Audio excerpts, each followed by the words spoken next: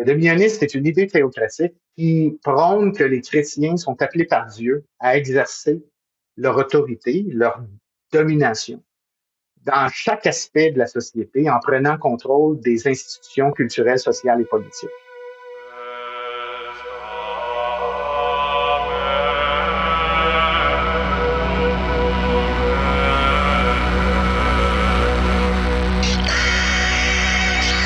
Bonjour à toutes et à tous et bienvenue sur Hérétique, le podcast qui questionne et déconstruit nos croyances religieuses. Je m'appelle Jérémy Kleiss et après avoir remis en question le mouvement évangélique qui m'a vu grandir, j'essaie depuis plusieurs années de réconcilier foi chrétienne et enjeux sociétaux sans renier l'un ou l'autre.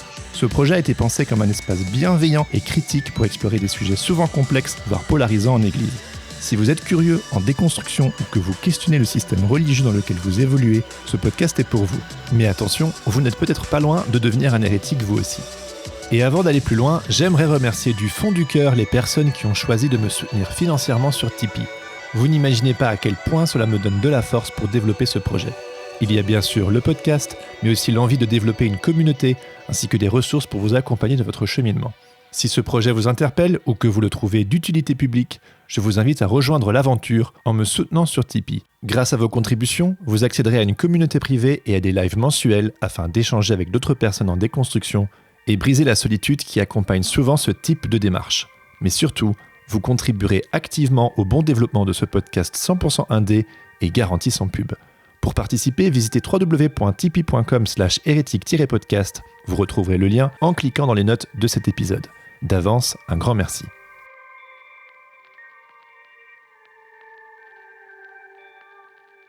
En 2016, les chrétiens blancs évangéliques dits nés de nouveau ont joué un rôle important en votant à 81% en faveur du président Trump. Je m'en souviens très bien, moi-même très peu intéressé à l'époque par le fait politique, j'ai suivi l'élection américaine avec plus ou moins d'intérêt. Et comme beaucoup, le jour J, quelle ne fut pas ma surprise en découvrant les résultats du scrutin. Mais ce qui est encore plus surprenant, c'était ce fameux chiffre, 81%. 81% des électeurs ayant porté Trump au pouvoir étaient évangéliques. Mais de quels évangéliques parlions-nous ? À l'époque, je n'en avais aucune idée. Ce qui est certain, c'est que la suite de l'histoire aurait des répercussions sur moi. Car si pour certains chrétiens charismatiques proches du pouvoir politique, le président Trump représentait et représente toujours le seul espoir pour une Amérique en perte de sens, avec cette élection, c'est toute une autre frange de l'évangélisme américain qui entrait en crise. De nombreux chrétiens ne se reconnaissant plus dans les valeurs prônées par le mouvement quittèrent les bancs de l'Église et se mirent à déconstruire. Comment en est-on arrivé là ? Être chrétien, est-ce adhérer aux valeurs ultra-conservatrices prônées par ses partisans ? Être évangélique, est-ce adhérer à la politique de Trump ? Et comme les Américains sont toujours plus pop que nous autres Européens, c'est à grand renfort de musique, de livres et, oui, de podcasts, que nos amis d'outre-Atlantique s'emparèrent du sujet.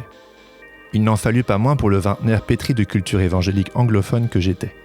Et c'est ainsi que la crise existentielle de nos cousins américains se mit à questionner mon propre évangélisme et mon rapport à la foi.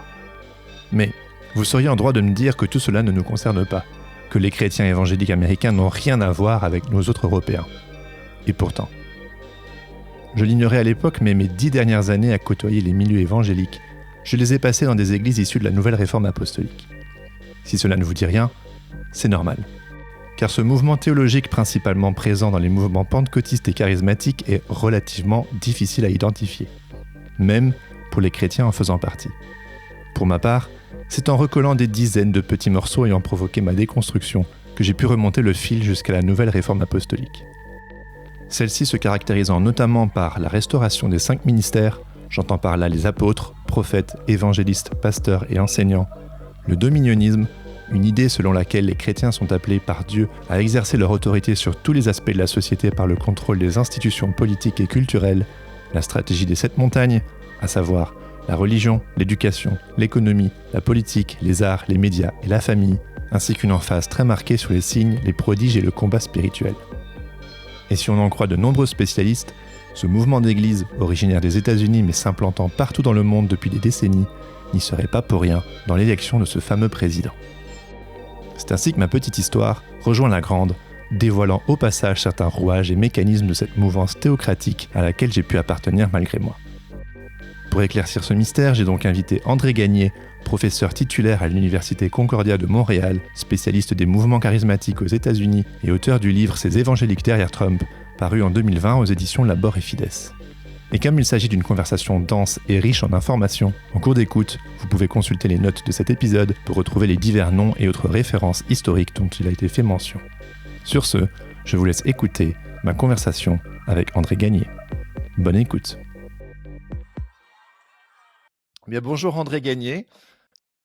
Bonjour Jérémy. Bienvenue sur Hérétique. Je suis très heureux de pouvoir discuter avec toi aujourd'hui. Je te l'ai dit au préalable, j'ai lu ton merveilleux livre, Ces évangéliques derrière Trump. Et dernièrement, je me suis très spécifiquement intéressé au dominionisme et j'ai commencé à mettre des mots sur ce qu'était la nouvelle réforme apostolique. Et tu as travaillé sur ce sujet. Mais avant de plonger dans tout ça, est-ce que tu pourrais brièvement te présenter et nous dire s'il y a un moment donné dans ton parcours, éventuellement, si tu t'es senti comme un hérétique? C'est une très bonne question. En passant, merci beaucoup, Jérémy, pour l'invitation. C'est très, très gentil. Oui, bon, moi, André Gagné, je suis professeur titulaire, ce qu'on appelle chez vous professeur ordinaire à l'Université Concordia, au département d'études théologiques. Et je suis aussi le directeur du département depuis septembre dernier. C'est ça, avec tout ça, on est très occupé sur le plan administratif, gestion des programmes et tout ce qui vient avec l'administration d'un département. Oui, la question, est-ce qu'on se sent hérétique? D'un certain sens, on peut se retrouver dans cette position-là, même en tant que théologien, parce que le genre de travail que je fais, c'est la théologie académique, essentiellement, et on se pose des questions qui sont des questions d'origine sur des croyances, sur des mouvances en particulier. Ma formation primaire, en fait, et parfois les gens ne sont pas vraiment au courant de cela, c'est comme exégète. J'ai été principalement, dans un premier temps, vraiment, ma formation primaire, c'est en exégèse. Et en exégèse néo-testamentaire, mais aussi avec un lien avec les origines du christianisme. Et ma thèse de doctorat, par exemple, traitait de l'Évangile selon Thomas, qui est Ah un oui, texte qu'on les a gnostiques. retrouvé. Ben oui, c'est ça, un texte qu'on retrouve dans la collection de Nag Hammadi, Mhm. découverte en 1945. Et c'est ça, ça veut dire si on veut parler d'hérésie, Ouais, t'es un peu dedans. ouais, ben, c'est ça. En fait, j'ai écrit un commentaire aussi qui a été publié chez Brepols en 2019 sur l'Évangile selon Thomas, dans leur collection apocryphe, mais la collection apocryphe qui s'est aussi ouverte à des commentaires en anglais. Mhm. Et bon, vous pouvez trouver ça très facilement du côté de votre côté de l'Atlantique. Ça s'appelle Gospel of Thomas. C'est une nouvelle traduction, une introduction nouvelle avec un commentaire sur l'Évangile selon Thomas, mais en anglais, bien sûr. Et Donc, c'est comme ça que je peux un peu me voir, là, c'est sûr, la question d'hérésie. C'est intéressant. Une question, en fait, qui est très complexe dans oui, l'histoire du christianisme ancien. On avait tendance à mettre un étiquetage d'hérétique à tous ceux avec lesquels on n'était pas d'accord essentiellement. c'est ça. C'est essentiellement ça. La tagline du projet, c'est qu'on est tous un peu l'hérétique de quelqu'un d'autre, tu vois. C'est ça, c'est Et exactement il y a ça. toujours un moment donné dans notre cheminement où on se dit, mais est-ce que parce que je me pose ces questions, est-ce que je vais explorer des chemins parfois alternatifs? Est-ce que je suis vraiment un hérétique? Est-ce que Mhm. vraiment? Et c'est pour ça que mon podcast, c'est un point d'interrogation, tu vois.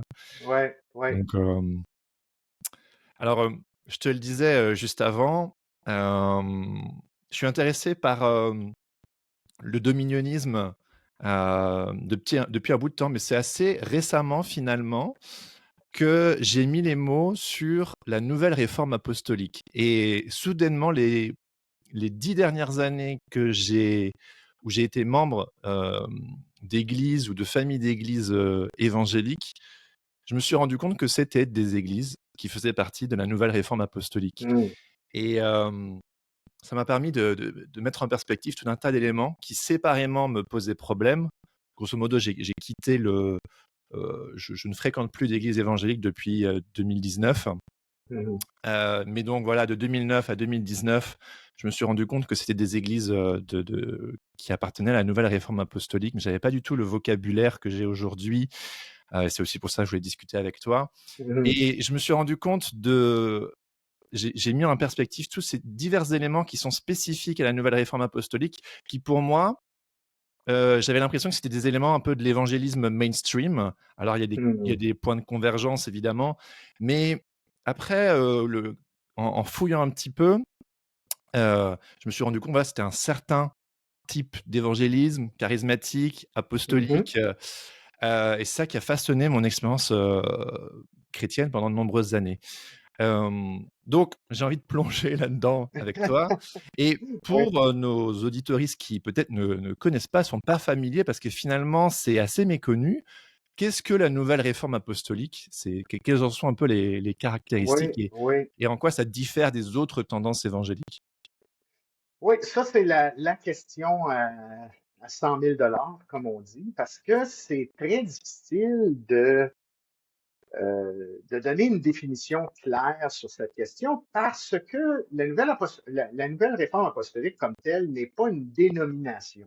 Ah oui. Hein, Mmh. on a une tendance à souvent classifier des groupes évangéliques ou des sous-groupes évangéliques comme étant des dénominations, faisant partie d'une dénomination X, les Assemblées de Dieu, ou nous, ici au Canada, on a les Assemblées de Pentecôte du Canada et Mmh. des choses comme ça.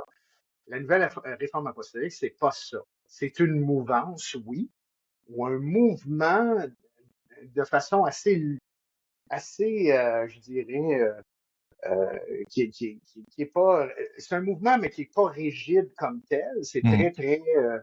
c'est un mouvement qui est beaucoup plus, qui est basé sur les relations, Oui. sur Mmh. ce qu'on appelle en anglais networks, les réseaux. Et en fait, pour juste donner un petit peu d'histoire, de contexte, on rattache cette idée de nouvelle réforme apostolique à une figure importante du nom de C. Peter Wagner. Mmh. C. Peter Wagner était un missiologue, un spécialiste de la croissance de l'Église, en fait. Il a été lui-même un missionnaire en Bolivie pendant plusieurs années. Et après un certain temps, il est revenu aux États-Unis et a décroché un poste à la Fuller Theological Seminary en Californie, à Pasadena, en Californie. Et pendant une trentaine d'années, il s'est spécialisé sur la question de la croissance des églises. Et je dois dire ça parce qu'on rattache l'idée de nouvelle réforme apostolique à cette figure-là. Et la tendance, c'est de dire, ben, si Peter Wagner a en fait constitué la nouvelle réforme apostolique, et ça, il faut faire un petit peu, il faut être un peu plus nuancé sur ça. Parce que si Peter Wagner, euh, lorsqu'il était à Fuller, ce qui l'intéressait particulièrement, c'était pourquoi certaines églises à travers le monde vivaient une croissance phénoménale, contrairement à d'autres églises qui avaient de la décroissance, qui vivaient une espèce de perte de membres, euh, mais que d'autres églises, surtout dans ce qu'on appelle the Global South, les pays de l'Afrique, de l'Amérique centrale, l'Amérique du Sud, l'Asie, eux, ils avaient une croissance phénoménale. Et même aux États-Unis, il y avait certains types d'églises qui avaient une croissance et d'autres non. Des, dans un protestantisme plus mainline, il n'y avait pas de croissance. Il y avait une décroissance. Et une des choses qui a commencé à réaliser à ce moment-là, c'est que plusieurs de ces églises-là qui vivaient cette croissance étaient dirigées par des individus qui étaient extrêmement charismatiques, qui fonctionnaient un peu comme des chefs d'entreprise, comme des CEO, Mmh. euh, qui n'avaient pas vraiment de redevances ou ils étaient indépendants, souvent ces églises-là étaient indépendantes, où ils faisaient partie d'un réseau d'églises, mais qui avait une collaboration qui était assez libre entre elles, mais qui n'était pas rigide comme une dénomination. Les gens, c'était des églises autonomes, c'était des églises qui fonctionnaient strictement sous l'impulsion du leader, qui était souvent très charismatique, qui avait un leadership assez fort et qui donnait la direction complète de l'Église. Et ça, c'était un modèle d'Église qui était très différent des églises traditionnelles, même des églises protestantes ou même des églises évangéliques traditionnelles qui fonctionnent plus ou moins sous un modèle démocratique, hein, avec un conseil d'anciens. Vous avez la congrégation qui vont voter en faveur de quel pasteur ils veulent, et ainsi de suite. La congrégation a quand même une voix importante sur qui va être le pasteur principal de la communauté, et elle va avoir un droit de regard sur les finances et comment finalement la communauté se gère jusqu'à un certain point et qui va en être le responsable ou les responsables. Tandis qu'avec ces nouvelles églises-là, indépendantes, non dénominationnelles, on n'opère plus de la même façon. Hmm. Et au milieu des années 90, Wagner a convoqué une espèce de colloque autour d'un colloque spécialisé autour de ces églises-là, pour essayer de les comprendre un peu mieux. Et il savait pas trop comment les appeler. Puis les gens, ils disaient, ben là, il va falloir que tu donnes, tu sais, certains l'encourageaient à essayer de mettre un nom à ce mouvement-là ou à ce phénomène-là. Mm. Et c'est là qu'ils ont inventé ce terme, nouvelle réforme apostolique. Au milieu des années 90, il écrit un premier bouquin en 98, The New Apostolic Churches. Et c'est là qu'il commence à développer cette idée-là que la nouvelle réforme apostolique, essentiellement, c'est pas lui qui l'a inventée. C'est le fruit de son observation de plusieurs églises en opération depuis, en fait, ce qu'il dit, lui, les composantes de ce que lui appelle la nouvelle réforme apostolique ont débuté au début du 20e siècle, à travers les mouvements des églises indépendantes africaines. Et ensuite, il identifie des jalons dans l'histoire, dans les années 70, avec les églises en Amérique latine, les églises indépendantes en Chine, et ainsi de suite. Il va dire, et aux États-Unis, à un moment donné, il va y avoir un mouvement d'églises indépendantes dans les années 70. Lui, il va caractériser ces moments dans l'histoire du 20e siècle comme étant des composantes de la nouvelle réforme apostolique. C'est une manière, la nouvelle réforme apostolique, pour, tu sais, si on le comprend vraiment, c'est sûr que c'est une mouvance, mais c'est plutôt en fait, plus précisément, c'est une ecclésiologie. C'est une manière de constituer ou de comprendre comment l'Église doit se gouverner, la gouvernance apostolique des Églises. C'est une nouvelle manière de conceptualiser la gouvernance de l'Église. Bon, ça va avoir des conséquences ensuite sociales et politiques, là, on pourra en parler. Mais ce qui est important, c'est qu'avant tout, dans l'esprit de C. Peter Wagner, c'est maintenant, on est en train de voir l'émergence de ces églises-là, où il y a un individu qui fonctionne un peu comme un CEO, que Wagner va éventuellement parler de termes comme apôtres, hein, des apôtres, des figures apostoliques. Et peut-être que ça va te surprendre, Jérémy, parce qu'on a tendance aussi, puis ça, il faut que je le précise aussi, c'est qu'on a tendance à dire la nouvelle réforme apostolique, c'est charismatique. Oui, majoritairement. Mais lorsque Wagner a parlé de cela dans les années 90, lorsqu'il a écrit son livre sur New Apostolic Churches, il identifiait certaines églises non charismatiques comme faisant partie de cela parce qu'ils avaient à leur tête ces espèces de leaders très forts, charismatiques, qui fonctionnaient comme des CEO. Je vais vous donner un exemple. Par exemple, Willow Creek Community Church, Ah oui, oui. Bill Hybels. Mhm. Pour Wagner, Hybels était le pasteur d'une église apostolique. D'accord. Voyez-vous? Ça veut dire que dans la conception de Wagner, c'était pas nécessairement juste des églises de type charismatique. Mhm. Il disait que 80% des églises dans cette mouvance qu'il reconnaissait étaient de type charismatique, Et pourquoi cet attrait? pentecôtisant. Pourquoi cet attrait justement des charismatiques ou pourquoi 80%? C'est... Parce que c'est ces églises-là qui semblaient expérimenter une croissance phénoménale, surtout dans des pays comme l'Afrique, Mhm. l'Amérique du Sud, l'Asie. C'était des églises qui émergeaient de la mouvance charismatique, de la mouvance pentecôtisante. Mhm. On avait des églises quand même aux États-Unis. Par exemple, Willow Creek n'est pas ce type d'église, mais de par le fait même du type de leadership qui émergeait d'un leadership fort, Wagner était capable quand même de dire, ben ça, c'est quand même un phénomène particulier où on voit une certaine croissance d'église, puis qu'on pourrait associer cela à l'idée de nouvelle réforme apostolique. Pour lui, la nouvelle réforme apostolique, c'est essentiellement aussi réformateur que la réforme au 16e siècle. Pour Oui, lui, oui. c'est une autre réforme. C'est une réforme au sens de qui est pas doctrinaire comme telle, mais c'est une réforme ecclésiologique. Dans la manière de Et fonctionner. Ouais. ouais, la manière de fonctionner. Et là, lui voyait l'émergence de cette réforme-là. Plus particulièrement, il va parler en 2001.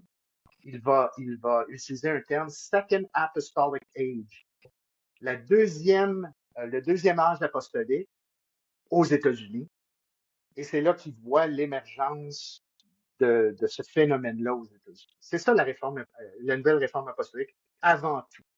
Et tu parlais d'un nouveau type de gouvernance. Du coup, c'est quoi ce nouveau type de Ben, gouvernance? c'est l'accent est sur la gouvernance apostolique, des figures apostoliques. Ce qu'on remarque chez Wagner, c'est qu'il y a un retour à cette idée-là des 5 ministères qu'on retrouve dans l'Épître aux Éphésiens au chapitre 4, Mhm. les versets 11 à 13, là, les apôtres, les prophètes, les évangélistes, les pasteurs et les enseignants ou docteurs. Ouais. Pour Wagner et ceux qui, bien sûr, adhèrent à cette mouvance-là, ou du moins aux idées de cette mouvance-là, il y a cette croyance qu'il existe aujourd'hui encore des apôtres, par exemple, comme à l'époque Mhm. du Nouveau Testament, des apôtres commissionnés par Dieu pour jouer un rôle significatif dans la vision ecclésiologique qui doit s'opérer aujourd'hui dans le monde. Dans les églises locales, oui, qui deviennent d'un certain sens même des centres apostoliques, Mhm. mais aussi dans le monde. Que c'est comme une résurrection, d'un certain sens, du ministère apostolique et Mhm. même prophétique. Hein? Les apôtres et les prophètes fonctionnent Oui. ensemble. Oui. Il y a une interprétation assez particulière des textes comme Éphésiens chapitre 2, verset 20, où C'est on quoi, mentionne c'est quoi que ces nouvelles interprétations? Ouais. on mentionne dans ce texte-là, par exemple, que l'Église est bâtie sur le fondement des apôtres et des prophètes. Hein? Mhm. Christ est la pierre angulaire et l'Église est bâtie sur ce fondement qui sont les apôtres et les prophètes. Mais pour des gens comme Wagner, c'est pas les apôtres et les prophètes du Nouveau Testament, c'est les apôtres et les prophètes Ouais, qui d'aujourd'hui. continuent à être en opération aujourd'hui. Et ouais. Et le texte d'Éphésiens 4 dit que ces 5 ministères doivent être en opération jusqu'au moment de la pleine maturité de l'Église. Mhm. Que l'Église atteigne sa pleine maturité. Oui. Et leur argument, c'est de dire, ben, l'Église n'a pas atteint cet état de maturité spirituelle, dont la nécessité de ces 5 ministères encore aujourd'hui. Ouais. Alors, pour moi, ça m'est très familier parce que, comme je te l'ai dit tout à l'heure, Ben j'ai ouais, baigné dedans. Mais ouais, ouais, c'est intéressant de noter que pour peut-être d'autres chrétiens, protestants, ouais. évangéliques, cette restauration des 5 ministères ne va pas de soi. Mhm. Moi, j'ai grandi avec des apôtres et des prophètes, en veux-tu, en voilà. Hem Et pour peut-être les personnes qui sont moins familières de ces milieux-là, qu'est-ce que, grosso modo, un apôtre? Qu'est-ce qu'un prophète? Et quels sont leurs enjeux et leurs implications? Parce que, on a aussi parlé des pasteurs, des enseignants, des évangélistes, ça Mhm. va peut-être un peu plus de soi. Mais c'est vrai que ces 2-là, ils sont assez, stratégiques, je dirais, du moins j'ai l'impression, dans l'organisation de la nouvelle réforme apostolique. Oui, les apôtres, bien sûr, c'est des hommes choisis par Dieu. La manière que c'est compris dans ce contexte-là, c'est des hommes remplis de l'esprit qui ont un leadership très fort pour donner une direction. Ils ont la vision de Dieu pour l'Église en général. Mmh. Ce sont, ce qu'on disait, ce sont des chefs d'entreprise Mmh. essentiellement. C'est des entrepreneurs. L'apôtre font, c'est ça, c'est des entrepreneurs. C'est ça le ministère apostolique. Essentiellement, c'est un entrepreneur religieux qui va défricher des champs nouveaux, aller chercher d'autres, euh, de s'occuper de l'expansion finalement de l'Église dans le monde. Mmh. Euh, le prophète, c'est celui qui entend de Dieu. Le prophète, c'est celui qui a la sensibilité d'entendre la voix de Dieu, qui souvent, ça va au-delà de la Bible. Hein. Mmh. On entend vraiment la voix de Dieu, c'est ce qu'on croit. Et on communique à l'apôtre la direction qu'on reçoit de Dieu et l'apôtre met en exécution. Mais c'est toujours régularisé par l'apôtre, d'un certain sens. Ouais. On va dire souvent dans ces milieux-là qu'il n'y a pas de hiérarchie, mais c'est quand même assez nébuleux, là. Mmh Il mh. y a une certaine hiérarchie et on lit certains textes bibliques d'une certaine manière. Par exemple, dans 1 Corinthiens au chapitre 12, on parle de premièrement, Dieu a établi dans l'Église, premièrement, Ah des oui. apôtres, deuxièmement, des prophètes, hein? Et on dit, ben, d'un certain sens, les apôtres, c'est justement ces chefs d'entreprise qui donnent la direction, qui régularisent la vision. Hein, c'est les visionnaires. Les prophètes, d'un certain sens, ont une certaine responsabilité à se soumettre sous la direction, le leadership apostolique. Mais en même temps, il y a comme une soumission. Wagner a beaucoup écrit là-dessus. Il y a beaucoup de bouquins sur prophets and apostles and prophets in church today. Il y a beaucoup. Il va dire qu'il y a comme une soumission mutuelle parce que quand même, il faut que l'apôtre écoute ce que Dieu a à dire à travers le prophète. Hein. Ça veut dire qu'il y a vraiment une collaboration. C'est pour ça que ces deux ministères en particulier Mmh. sont revalorisés de manière significative au sein de cette gouvernance ecclésiale. Et c'est vrai que pour les, membres de ce type d'église, on va peut-être plus parler, enfin, la notion d'apôtre, c'est plus quand on entre dans le leadership et quand on commence à grimper les échelons. C'est Et le ça. pro et le prophète, c'est plus, quelque chose d'assez impressionnant, en tout cas, quand on découvre un petit peu ça, Dieu qui nous parle directement à travers, Ouais. des hommes, des femmes. Ce sont des personnes aussi itinérantes qui partent en tournée pour, Oui. donner des paroles et inspirer les nations et tout ça et tout ça. Et c'est vrai que, voilà, quand on me demande, un peu dans quel type d'église j'ai grandi, que je parle d'église charismatique, je vais surtout parler de prophéties, de paroles de connaissance, de signes et de miracles, hein. J'ai grandi vraiment dans, enfin, Ouais. je dirais les 6 dernières années, entre 2013 et 2019, hem c'était vraiment une église où on disait qu'on allait voir, que les signes et les prodiges étaient quelque part, les signes d'un Dieu, qui était actif. On n'allait Oui. pas trop parler de, on sentait qu'il y avait de la stratégie, et tout ce qui était à faire avec, les apôtres, mais ça, c'était plus, l'arrière-boutique, quoi. Le devant, c'est plus, les signes, les Le miracles, les manifeste. paroles, C'est voilà, c'est ça. ça. C'est ça. Oui. Non, ça, c'est important parce que on voit ici, dans ce type euh, d'église qu'on pourrait associer à la mouvance comme telle, l'héritage de ce qu'on appelle la troisième vague. Hmm. Dans mon bouquin, si tu te souviens, Jérémy, je fais l'explication, je parle un peu du développement du charismatisme ou de la pentecôtisation qu'on voit à travers le 20e siècle de différents mouvements chrétiens. Et il y a la troisième vague dans les années 80, hein, Hmm. c'est encore une fois C. Peter Wagner qui a donné ou qui a donné cette étiquette à cette mouvance-là, qui émergeait vraiment de ce qu'on voyait à travers le mouvement Vineyard Oui. avec John Wimber. Hmm. Signs and Wonders, hein, Hmm. des prodiges et miracles. Et Wimber a beaucoup écrit là-dessus. Et de manière intéressante, des fois, les gens sont pas au fait de cela, mais il y avait une collaboration assez étroite entre C. Peter Wagner puis John Wimber au début des années 80, où Wagner avait invité Wimber à enseigner un cours à Fuller, hein, Full of qui School of s'intitulait, Theology. Ouais. oui, c'est ça, qui s'intitulait Signs and Wonders Mhm. and Church Growth, hein, signes, prodiges et miracles et croissance d'Église. Et c'était le cours le plus fréquenté à J'imagine. l'époque. Hmm. On se demande pourquoi. Mais c'était le cours qui était le plus populaire.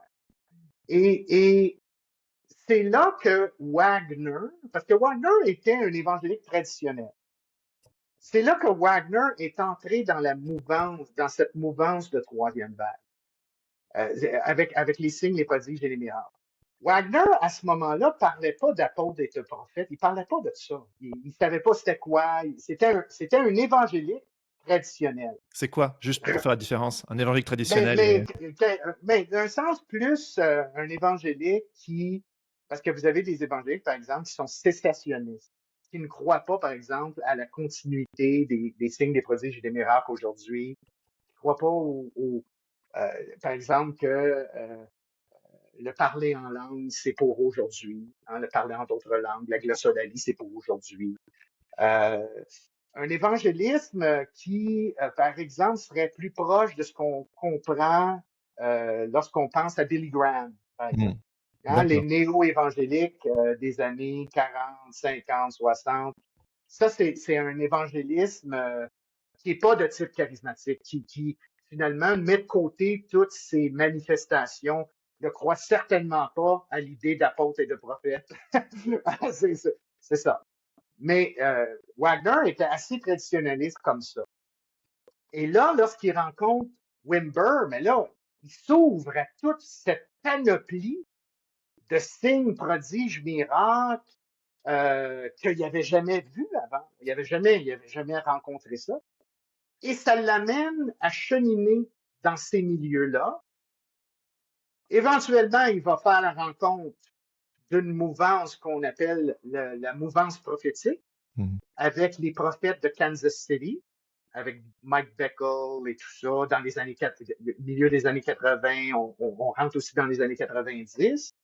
Et là, il va s'allier un peu avec cette espèce de mouvance-là prophétique qui est ouvert au prophétique, à l'idée de prophète, qui est ouvert aussi aux signes et prodiges et miracles, tandis que Wimber va se progressivement dissocier de la mouvance prophétique. Il va y avoir une scission. C'est intéressant l'histoire du prophétisme contemporain, parce qu'il va y avoir vraiment une scission entre Wagner et Wimber.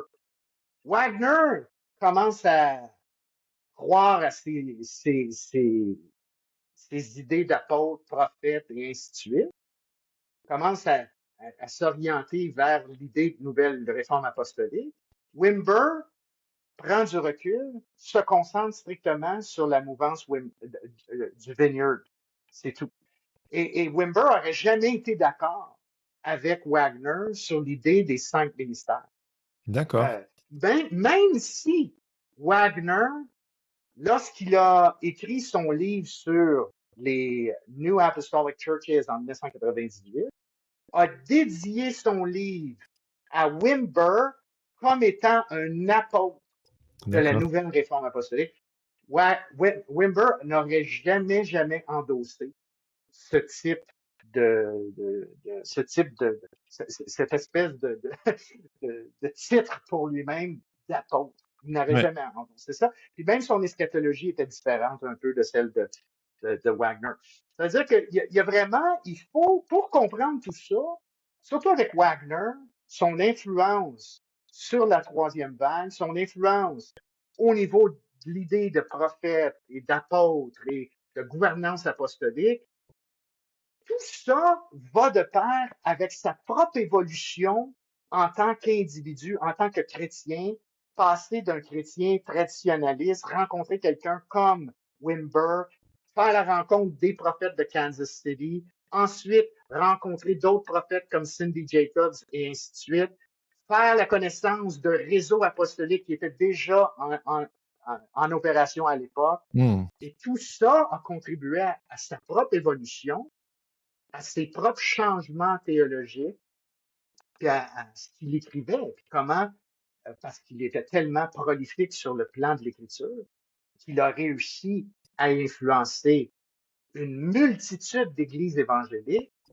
Et tu sais, tantôt, tu disais, et c'est important de dire ça, toi, tu as reconnu que tu faisais partie d'une église de mouvance Nouvelle Réforme et Réforme Oui. apostolique, que tu as D'in- pu D'inspiration euh, Bethel, c'est aussi ça qui a pu me ouais, mettre c'est sur ça, c'est ça. la C'est que piste. tu as pu reconnaître ça, tu as pu mettre un langage à ça, mais les gens en général ne le savent pas, ça. Tu sais, Exactement. y a pas de, y a pas de, y a personne qui a une carte de membre, Non, dire Église Nouvelle Réforme Apostolique, ça non. n'existe pas. Vous Pourtant, pouvez même c'est c'est écrit ça. en grand sur Ouais, le site, les deux dernières églises dans les ouais, 10 dernières années dont j'ai fait partie. Quand je retourne sur le site, il est écrit en grand, nous sommes une église euh, apostolique, ouais, là pour bénir les nations, pour ouais, amener ouais, le royaume de ouais, Dieu, pour une communauté vivante, etc. Et quand j'ai eu le vocabulaire, on va dire, de la nouvelle réforme apostolique, de ouais, comprendre sociologiquement un peu plus de quoi on ouais, parle, je me disais, en fait, c'est écrit en grand. Et pour moi, le mot apostolique à l'époque, c'était, bah, c'est sûr que l'évangélisme a peut-être quelque chose d'assez entrepreneur, a quelque chose oui, oui, oui, d'assez dynamique. Et le fait on croit ce que dit la Bible, et donc du coup, on lit les apôtres, et en fait, ça ne nous dit rien de plus que, bah oui, on en parle dans la Bible, on le vit encore ouais, aujourd'hui. Et puis moi, les prophéties, je vis ça depuis que je suis petit. Donc du coup, c'est plutôt tout l'aspect stratégique. Et je pense qu'il y a pas mal de personnes qui sont peut-être aussi dans le même cas que moi, qui peut-être ont pu par moments se sentir un peu abusés spirituellement avec des ouais, prophéties comme ci, comme ça. Alors je charcute, c'est hyper grossier ce que je raconte, mais il y a une sorte de prise de distance qui se prend, et on a l'impression que c'est juste à titre individuel, que c'est parce que c'est charismatique, etc.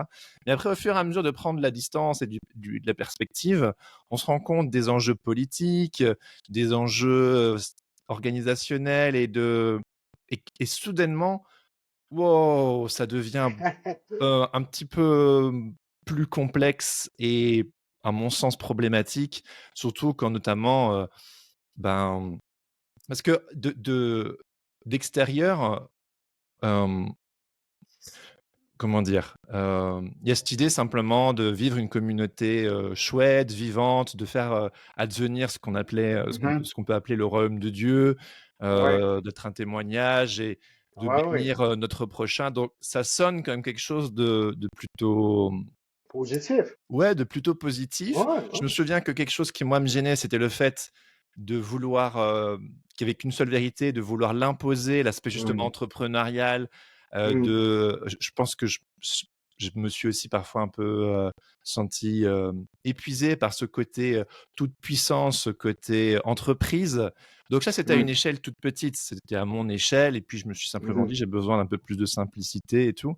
Mais voilà, sur la durée, quand on commence à s'intéresser, bah, j'ai aussi lu le livre Que ton règne vienne de Philippe Gonzalez, qui est notre ami ouais, commun. ouais, Et quand tu commences un peu plus à approfondir en Bethel et compagnie, j'ai écouté l'excellent podcast aussi Heaven Bent, je ne sais pas si tu en as entendu oui, parler, voilà, ouais, sur, ouais, notamment sur Bethel et tout. Et puis ton bouquin. Et puis et puis l'avènement de Trump. Mais bon, là, je vais dans plein de directions différentes, mais tout ça pour te donner un peu le contexte que d'un petit fil que je tire, je me suis rendu compte que l'histoire, que les enjeux de cette nouvelle réforme apostolique étaient bien plus larges, bien plus problématiques que ce qu'on peut voir comme ça à première vue. Et c'est pour ça que je voulais approfondir ça avec toi. Et donc, j'ai lâché Hum. le mot. J'ai parlé de dominionisme. Dominionnisme. Euh, Ouais. Tu peux soit commenter ce que j'ai dit juste avant, ou on peut aller sur le terrain du dominionisme. Qu'est-ce que c'est? Enfin, voilà, je te Ouais, redonne ouais, la ouais. parole. Oui, oui. Mais c'est ça. Je pense que ce que tu dis, c'est que quand on est de l'intérieur ou on est à l'intérieur, on s'aperçoit pas de tout ça. Parce on est comme un poisson dans l'eau. Tu sais, un poisson dans l'eau, c'est pas qu'il est dans l'eau. Oui, Il n'est pas ouais, conscient qu'il est dans l'eau, c'est mais normal. Ouais. il est dans l'eau. Hein. Mm. Et là, lorsque tu sors de l'eau, ou s'il sort de l'eau, il réalise qu'il était dans quelque chose. Bon, mais c'est un peu ça. Euh, il faut prendre du recul, il faut sortir pour finalement voir des choses qu'on avait trop proches du nez, qu'on n'était pas capable de discerner, donc on ne voyait pas, parce qu'on n'avait pas non plus un regard critique sur ces choses. Mm. C'est en sortant souvent là, on commence à s'apercevoir des implications de certaines croyances, de certaines pratiques. Comment finalement, peut-être que dans certains cas, on faisait partie d'une mouvance et on était coupé du monde extérieur. On était coupé, dans certains cas, de nos familles, d'amis qu'on avait connus avant de faire partie de cela. On s'était volontairement coupé parce qu'on appartenait à ce groupe-là. Puis je veux pas, on y donnait toute notre attention et toute notre temps. Mais oui, c'est certain. Euh, une des choses, c'est là qu'il faut s'adonner à lire les sources primaires. Il faut aller lire C. Peter Wagner. Il faut lire les trucs de Bethel. Il faut lire vraiment ce que ces gens-là disent. Et pas juste se fier à droite et à gauche de peut-être notre pasteur nous dit quelque chose ou quoi que ce soit. Il faut les lire, ces individus-là, pour comprendre les implications. Parce que pour comprendre apôtre et prophète, il faut voir, bon, dans le contexte de la nouvelle réforme apostolique, ce que ça veut dire, il faut voir C. Peter Wagner, il faut lire des gens comme Che Han, qui Ah oui. était vraiment comme le disciple numéro un de C. Peter Wagner. C. Peter Wagner, c'est comme ça. Je l'ai Son... rencontré. Je l'ai rencontré, Ah Tchè. oui! Je l'ai Ah oui! en préparant l'entretien et en lisant tes Oui! articles, j'ai Oui! vu son nom et je savais pas qui c'était, donc je l'ai googlé et je me suis dit, mais en fait, je l'ai vu à une conférence quand j'étais en Angleterre et Ah il oui! faisait notamment, c'était plutôt sur les miracles, Oui!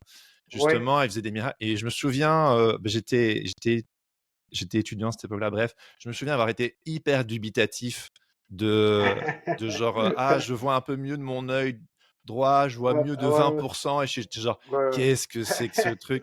Mais voilà, j'ai vu sa photo et je me suis dit, ah, mais ah, je l'ai rencontré, je l'ai vu en vrai c'est il y a ça. 12 ans, quoi. Aïe, aïe, aïe. Hein? C'est ça. Bref. Mais c'est ça, il faut lire ces gens-là. Et une des choses, bon, tu mentionnes le dominionnisme, et ça, c'est important parce que c'est un moment aussi dans la carrière de C. Peter Wagner. C'est quelque chose qui s'est développé aussi avec le temps. Parce que le dominionnisme est une idée qui est très liée à aussi ce qu'on appelle l'eschatologie. Mm, mm, Ça va de pair. mm. L'eschatologie qui est finalement l'étude La fin des des temps. fins, c'est ça, Mm, des mm. fins dernières, de la fin du temps, des temps. Et ça va de pair avec ça. Ça veut dire que Wagner, à un moment donné, a évolué dans sa manière de conceptualiser la fin des temps, ce qui a beaucoup affecté ce que moi j'appelle sa théologie politique, qui est la théologie du dominion. Mm. En anglais, on dirait dominion theology, mais on dit aussi dominionisme ou dominionism. Euh, et Une théologie de la c'est parce que, domination. oui, c'est ça, théologie de la domination. C'est le dominion, hein, c'est de Ouais. dominer. Le pouvoir. C'est une théologie du pouvoir politique, essentiellement. Et il a écrit un bouquin, en fait, là-dessus. Hein, un bouquin au complet, si ma mémoire je pense qu'en 2006, qui s'appelle Dominion. Mm. Simplement, c'est ça le titre du bouquin, C. Peter Wagner, Ouais. Dominion. Et il explique son cheminement eschatologique et sa perspective sur le dominialisme. Et l'idée, c'est que, et j'aime beaucoup la définition qui a été synthétisée par un collègue journaliste indépendant du nom de Frederick Clarkson, qui travaille pour Political Research Associates. J'ai coécrit quelques articles autour de la nouvelle réforme apostolique avec lui, qui ont été publiés dans Religion Dispatches l'année dernière. On a écrit près d'une dizaine d'articles ensemble. Et Fred Clarkson a travaillé sur justement la droite religieuse aux États-Unis. Ça fait 40 ans qu'il écrit là-dessus. Et à un moment donné, il s'était attelé sur la question du dominialisme, mais je pense que la définition qu'il donne est assez claire et recouvre ce qu'on veut dire par cela. C'est essentiellement l'idée théocratique. Le dominianisme est une idée théocratique qui prône que les chrétiens sont appelés par Dieu à exercer leur autorité, leur domination dans chaque aspect de la société en prenant contrôle des institutions culturelles, sociales et politiques d'un pays, d'une nation. C'est ça le dominion. Et c'est basé sur une interprétation particulière du livre de la Genèse.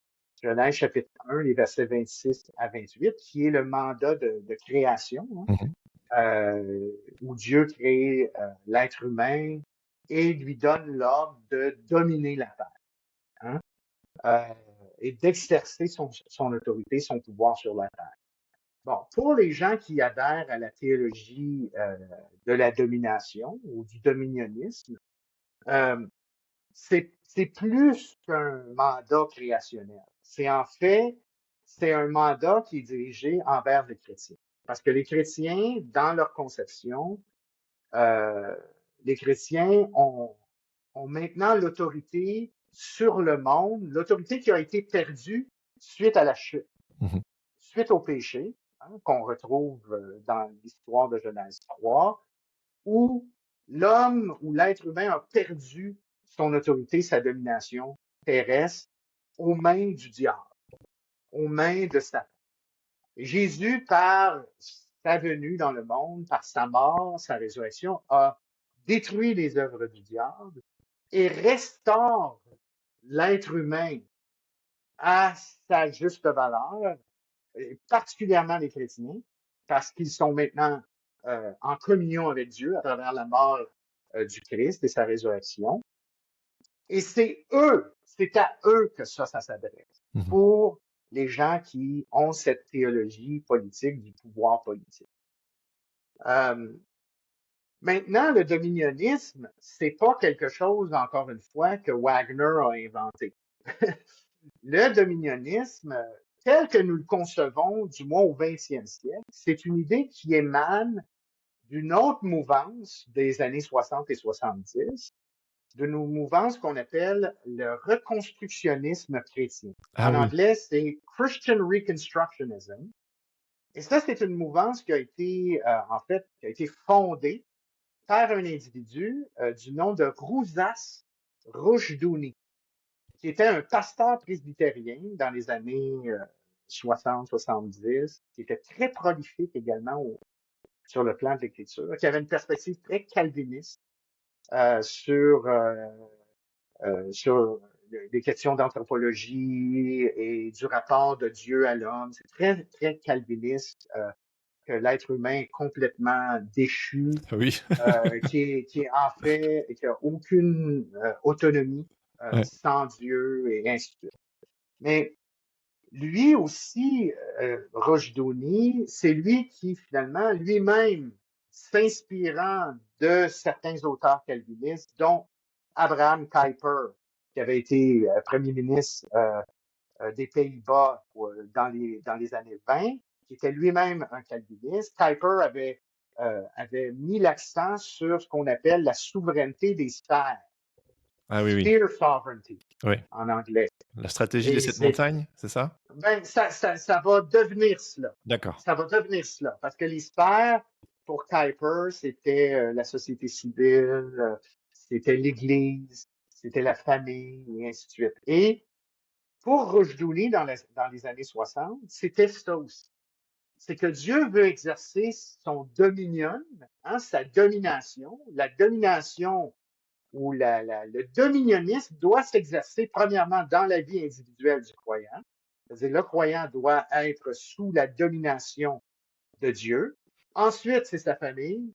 Et ensuite, c'est la société. Oui. Et la société civile, et ainsi de suite. Et bien sûr, ça va avoir des répercussions politiques. Ça, c'est Rushdoony. Mais Rushdoony, c'est un calviniste, c'est quelqu'un qui finalement, dans sa propre conception de la Bible, il n'y a pas de distinction entre l'Ancien et le Nouveau Testament. Les lois morales de l'Ancien Testament, la manière de gérer la société telle qu'elle est conçue dans l'Ancien Testament est la même. D'accord. La seule distinction pour Rushdoony, c'est que le chrétien n'est pas responsable d'accomplir les lois cérémonielles de l'Ancien Testament, les sacrifices, les fêtes et ainsi de suite, mais tout ce qui a rapport avec la gestion sociétale, c'est la même chose. Les peines capitales pour l'adultère, pour le meurtre, c'est la même chose. Si on commet l'adultère, et c'est drôle, parce que c'est pas drôle, mais Rushdoony disait à un moment donné, j'aime pas ça, mais la Bible est claire que si on commet l'adultère, c'est la mort. Mm. Mais c'est ça qu'il faut faire. C'est ça la loi de Dieu. Pour lui, c'était d'implémenter ce qu'on appelle la théonomie, qui est loi de Dieu. Le mot théonomie, c'est loi de Dieu. C'est faire que la société se soumette à la loi de Dieu. C'est ça. C'est d'apporter la loi de Dieu, c'est de faire en sorte que la société américaine soit gérée sous la loi divine. Et ça, c'est très austère comme vision du monde. Ouais. Et il y a des gens qui ne pouvaient pas adhérer à ça. Et ce qui est intéressant, c'est que les reconstructionnistes, c'était les théologiens. C'était les hommes de tête. C'était les hommes qui étaient éduqués au sens de la théologie calviniste. C'était des philosophes. Ils étaient très forts sur le plan de l'apologétique et ainsi de suite. Mais ils n'avaient pas les nombres. Il n'y avait pas beaucoup de gens. Les gens, leur église n'était pas en croissance parce que c'est tellement austère comme vision du monde que les gens disent, ben, tu sais, je ne veux pas appartenir à ça. C'est sûr. Mais eux voyaient que les églises charismatiques, ça marchait. Mm. Ça veut dire que certains d'entre eux ont tendu la main aux charismatiques. Et les charismatiques, qui étaient malheureusement très pauvres théologiquement, se sont fait berner par cette vision dominioniste. La vision dominioniste de Rushdoony était une vision qui était plus, je dirais, en anglais on dit grassroots, qui était plus du bas vers le haut. Oui. Que c'était une vision qui était beaucoup plus à long terme, qu'il fallait former les enfants à travers l'éducation parentale à la maison. Et c'est ainsi qu'on formerait une nouvelle génération de jeunes hommes et de jeunes femmes éduqués pour Dieu et qu'ils pénétreraient éventuellement les sphères de la société et changeraient la culture américaine. Mm. Mais c'est un projet de très long terme. Et ça s'appuie beaucoup aussi sur l'idée de la souveraineté de Dieu, que Dieu est souverain. C'est lui qui va faire advenir le dominion en son temps, ou la domination en son temps. Mm. Les charismatiques ont une théologie complètement différente. C'est la coopération avec Dieu. C'est que faut que je fasse quelque chose pour faire advenir le royaume de Dieu. Il faut que je m'implique, il faut évangéliser, il faut changer le monde. Mm. C'est-à-dire qu'on est dans un autre paradigme, beaucoup plus d'entrepreneuriat du côté charismatique. C'est-à-dire que ce qu'on fait, vers le milieu des années 70, il y a deux individus qui développent une conception similaire aux sphères de la société de Rushdoony. Ces gens qu'on appelle Bill Bright et Lauren Cunningham, de Youth for a Mission. Lauren Cunningham et Bill Bright, c'est Campus Crusade for Christ. Les Jeunesse en Mission en français. Jeunesse en Mission et tout ça. Eux développent un programme qu'ils vont appeler les 7 sphères de la culture. Et ça va ressembler beaucoup à ce qu'on entend aujourd'hui, les 7 montagnes de la culture, ou le mandat des 7 montagnes. Oui. Bon. Les Mais sept. c'est dans les années 70. C'est comme on développe un peu ce que Rushdoony a fait, mais on le pentecôtise, on le charismatise d'un certain sens. On y donne une espèce euh, d'élan de l'esprit. Hein. Et il y a d'autres acteurs qui sont là, bon, parce que comme tu sais, Jérémy, mon bouquin a été traduit en anglais. Oui, Dans le bouquin en anglais, je donne une préface et j'ajoute des éléments que j'avais pas ajoutés dans le ouais. bouquin en français. Je l'ai lu, je l'ai Et je lu. parle, c'est ça, et je parle d'un individu important dans le monde pentecôtiste du nom de Earl Paul. Et lui, ça a été comme le chaînon, un des chaînons importants dans la transmission de l'idée de dominionnisme qui était plus de type calviniste, presbytérien, à une espèce de dominionnisme de type plus charismatique. Mhm. Et c'est ça qu'on retrouve chez Wagner. C'est le dominionnisme. Moi, j'appelle ça du dominionnisme charismatique. D'accord. Parce que là, maintenant, l'idée, c'est qu'on transforme plus la société du bas en haut. On transforme la société de haut vers le bas. Ah Ça oui. veut dire que le dominionnisme, c'est la théologie politique, dans le sens, c'est l'idée, mais la stratégie de mobilisation ou le marketing pour faire en sorte que l'idée advienne, c'est les 7 montagnes de la culture. Les 7 montagnes de la culture, c'est pas une théologie, c'est une stratégie de Stratégie. marketing. Ouais. Tu peux en parler? Tu peux un peu développer? C'est ça. Oui, c'est cette idée que, essentiellement, et cette idée, bon, comme je disais, ça vient des années 70, mais ça a été maintenant très popularisé à travers un individu qui s'appelle Lance Wallnau, Mhm. qui est un entrepreneur chrétien, mais qui a aussi, qui est souvent vu dans ces milieux-là comme un prophète, Oui. mais aussi comme un apôtre et Mhm. comme un enseignant. Parce que une des choses qu'on n'a pas dit par rapport au ministère, là, c'est que beaucoup d'entre eux ont pas seulement un ministère. Beaucoup d'entre eux sont apôtres-prophètes. Mhm. Ou prophète apôtre, ou prophète enseignant, ou bon, now, il y a comme 3 chapeaux, là, prophète, apôtre, enseignant. Et Wallnau a beaucoup publicisé ou fait beaucoup la promotion, parce que c'est un entrepreneur déjà avant, Mhm. de cette idée-là des 7 montagnes de la culture. L'idée, c'est que la culture est divisée en sphères. Mhm. Hein, dont la politique, l'éducation, les médias, les arts et les spectacles, l'Église, la famille et l'économie. Mhm.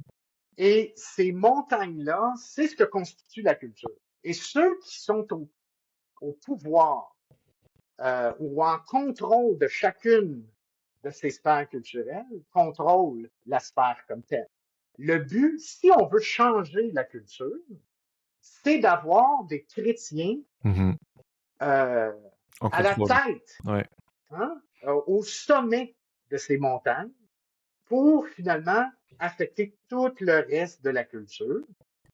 Et c'est ça le but, en fait, c'est que la théologie de la domination ou le dominionnisme va se concrétiser lorsqu'on aura mobilisé les chrétiens à graver les montagnes de la culture et influencer toute la culture ensemble. Le monde C'est ça, entier. C'est le world monde domination. entier. Hein, c'est ça, C'est ouais. ça, et c'est ça, c'est le monde entier, parce que mais on va commencer aux États-Unis, c'est ce qu'ils veulent faire, mais le but, c'est bien sûr, c'est transnational.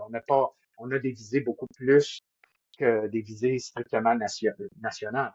Ce qui est important de mentionner, c'est que ça, c'est une stratégie de marketing, parce que c'est bien beau dire, oui, il faut dominer, il faut dominer, il faut dominer, mais il faut mobiliser. Oui. Et la façon de le faire, c'est d'avoir un schéma, un plan comme ça pour le faire. Et c'est là que Waldner met tous ses efforts. Il fait maintenant encore une fois des tournées dans des églises partout pour promouvoir cette idée-là. et faire en sorte que les chrétiens soient impliqués politiquement, parce que c'est juste comme ça qu'ils vont changer la culture politique et sociale du pays. Et, et pour lui, on n'a pas besoin de beaucoup de gens pour Mhm. changer la donne d'un pays. C'est d'avoir les bonnes personnes qui sont placées à des endroits stratégiques qui vont faire toute la différence. Et est-ce que tu pourrais mettre la lumière sur quelque part ce qui coince dans tout ce programme? Parce que de nouveau, vu d'extérieur, on peut se dire, mais en fait, euh, Dieu qui se manifeste dans le monde entier, a priori, ce serait une bonne nouvelle. Des miracles, des gens guéris, des gens restaurés, ce ne sont que des bonnes nouvelles sur le papier. Pourtant, ce qu'on entend en filigrane, et pas tellement en filigrane au final, c'est, on parle beaucoup de pouvoir, de domination, c'est évidemment une question rhétorique, mais quel est le danger sous-jacent? Parce Mm, qu'on parle d'un agenda chrétien au final, mm. et certaines personnes pleines de bonne volonté se diraient, mais en fait, c'est la bonne nouvelle de Jésus. Quel est le problème? Quelque part, c'est quelque chose de trop chouette. Alors, je suis très Oh, oui, caricatural, hein, mais moi, je sais que prendre conscience de tout ça m'a fait m'ouvrir des petites sonnettes d'alarme par rapport ouais, notamment aux dangers c'est pas très par rapport à une société plurielle et ouais, bon, c'est pas ouais, très démocratique. Puis après, ouais, on va sur le terrain du nationalisme chrétien, etc. ouais, Ça crée un vrai sentiment d'urgence chez moi. Pour ça, je suis très content de discuter avec toi aujourd'hui. Donc, est-ce qu'on peut mettre en parallèle un peu ce ouais. côté bonne nouvelle apportée à tous jusqu'aux confins de la Terre et finalement ce qui coince et ce qui est éventuellement plus dangereux? Ben oui, ben oui. Puis je pense que tu l'as dit très clairement, les perspectives à lesquelles se prête ce genre de projet social va à l'encontre justement d'idées pluralistes et démocratiques. Le fait, et ce que tu mentionnes par rapport à oui, c'est une bonne nouvelle, on veut influencer, et ces gens-là utilisent beaucoup le langage de l'influence. Mhm. Ah, on veut influencer, tout le monde veut influencer, c'est beau influencer. Tu sais, qu'est-ce qu'il y a de mal là-dedans d'influencer positivement les gens? C'est correct si on reste sur le terrain du langage de l'influence. Le problème, c'est que quand le langage de l'influence devient le langage de l'hégémonie, Ouais, c'est quand on passe de l'influence à l'hégémonie, c'est là que le bas blesse. Parce que c'est ça essentiellement. c'est quoi l'hégémonie C'est- alors? Développe. L'hégémonie, c'est l'idée que finalement, c'est la société au complet, la prédominance du, d'une manière de vivre qui est chrétienne. Mhm. Euh, si on prend les États-Unis, par exemple, l'idée, c'est une hégémonie chrétienne. Mhm. C'est que le christianisme a un, un statut privilégié au-dessus de toute autre perspective. On n'est plus dans le pluralisme, on est dans l'hégémonie, on est dans la supériorité, Oui, la la suprématie d'un suprématie. certain sens Ouais. du christianisme face à d'autres idées religieuses, musulmanes, bouddhistes ou athées même. Le problème, c'est que qu'est-ce qui arrive? On a un beau projet comme ça, mais qu'est-ce qui arrive avec ceux qui sont pas en d'accord avec ce projet-là ou qui ne partagent pas ces idées-là? Mhm. Quand on pose la question, on a vraiment des réponses très, très nébuleuses. On a des réponses comme ah, les gens vont être heureux lorsque les chrétiens vont exercer la domination. People will be happy when Christians exercise dominion. On Mhm. entend ça directement parce qu'il va y avoir la vraie justice, la Oui, vraie paix, la et ainsi de suite. bénédiction de Dieu. Ouais, ouais. Oui, oui, oui, puis la vraie justice, puis ainsi de suite. Ouais, mais une justice selon qui, selon quelle perspective, puis là, ah ben oui, mais c'est dans la Bible, mais là, on va tu sais, la Bible. OK, mais là, on s'entend même pas sur l'interprétation de la Bible. Les chrétiens eux-mêmes s'entendent pas sur l'interprétation de la Bible. Entre eux, quelle interprétation de la Bible? Quel groupe religieux? Parce qu'à un moment donné, même à l'intérieur de cette idée-là, ceux qui adhèrent, par exemple, à cette perspective dominioniste de Sainte Montagne et ainsi de suite, ils critiquent les autres chrétiens qui n'ont pas la même perspective qu'eux. Mhm. Des gens comme Lance Wallnau se plaignent du fait qu'il est persécuté Ah oui. par des chrétiens. Il est persécuté, mais pas par les gens de l'extérieur, les gens, comme on disait à l'époque, du monde, Oui, oui. mais des chrétiens qui ne comprennent pas. Mais là, si on est en train de même étiqueter d'autres chrétiens comme étant Hérétique. hérétiques, selon la perspective qu'on adopte, Oui. hein? Mais là, qui c'est qui va exercer finalement ce règne? Qui c'est qui vont être ceux qui vont être à la tête? Est-ce que c'est seulement les gens de la Nouvelle Réforme apostolique? Mm. Ou c'est seulement les chrétiens qui réussissent peut-être à se mettre d'accord sur l'idée d'une espèce, pour reprendre une formule que notre collègue Félix Gonzalez utilise, une formule qui avait été utilisée aussi à l'époque lorsqu'il y avait cette convergence entre évangélique et catholique, cette idée d'écuménisme des tranchées, Mhm. hein, d'un écuménisme qui fait fi un peu des éléments théologiques pour se mettre d'accord sur certaines valeurs socio-conservatrices qu'on partage Oui. et qu'on se dit l'Amérique, elle s'est éloignée de ces valeurs-là. Il faut Ah retourner à oui. cette base judéo-chrétienne de l'Amérique. La Hein? sécularisation de la société, Oui, oui, le c'est grand ça, danger. le grand danger, c'est ça. C'est-à-dire que c'est là que le danger se trouve. Et c'est là que, moi, je parle avec beaucoup d'Américains ces jours-ci, et ils ont une peur terrible pour leur démocratie. Mm. Ils sont très, très inquiets de leur démocratie. Il y a une peur, tu veux dire, que leur liberté religieuse va être Oui, ôtée. oui, le pluralisme, hein, qui est un pluralisme, bien sûr, religieux, mais qui est un pluralisme à tous égards. Mm. Que tu es d'accord ou pas, on peut finalement fonctionner ensemble dans une société et on accepte les différences. Ils ont peur de perdre ça. Ils ont peur de perdre leur démocratie avec l'élection de quelqu'un comme Trump, Mhm. qui finalement promet de libérer ou de jamais emmener en cours ceux qui étaient impliqués dans l'insurrection du 6 janvier, promet une rétribution à tous ses adversaires politiques. Et c'est un de ses slogans politiques, hein? Ouais, c'est I sûr. am your retribution. Je suis votre rétribution. Notre Ça veut dire vengeance. qu'on fait fi, vengeance, hein?